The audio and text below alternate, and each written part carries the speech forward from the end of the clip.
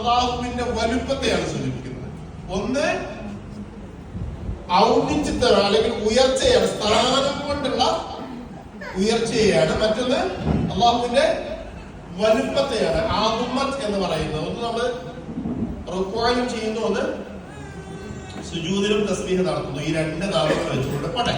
സബ്ബിഹിസ്മ റബ്ബിക്കൽ അഅല, ഏറ്റവും ഉന്നതനായ നിന്റെ റബ്ബിന്റെ നാമത്തെ നീ പ്രകീർത്തിക്കുക എന്ന് പറഞ്ഞതിന് ശേഷം ആരാണ് ആ റബ്ബ് എന്ന് വിശദീകരിക്കുന്നുണ്ട്. ഒന്ന് പറഞ്ഞിട്ടുള്ളത് അല്ലദീ ഖലഖ, അവൻ എന്ത് ചെയ്തവനാണ്? സൃഷ്ടിച്ചവനാണ്. ആരെ സൃഷ്ടിച്ചവനെന്ന് പറഞ്ഞിട്ടില്ല. എല്ലാ സൃഷ്ടികളും അതിൽപ്പെട്ടു, എല്ലാ സൃഷ്ടികളും അതിൽപ്പെട്ടു.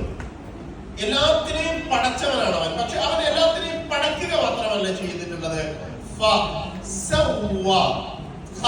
നടത്തിയ ഉടനെ പടച്ചവൻ ആ ഹൽക്കിൽ, ആ സൃഷ്ടിയിൽ ചെയ്തിട്ടുള്ള ഒരു സംഗതി എന്താ വെച്ചാൽ തസ്വിയത്താണ്. ആ സൃഷ്ടിയിൽ പടച്ചവൻ ചെയ്തു വെച്ചിട്ടുള്ള ഒരു സംഗതിയാണ്. അപ്പൊ നമ്മൾ ഉണ്ടാക്കുക മാത്രമല്ല ചെയ്തിട്ടുള്ളത്, പിന്നെ നമ്മളെ തസ്വിയത്ത് നടത്തി ചെയ്തിട്ടുണ്ട്. എന്താണ്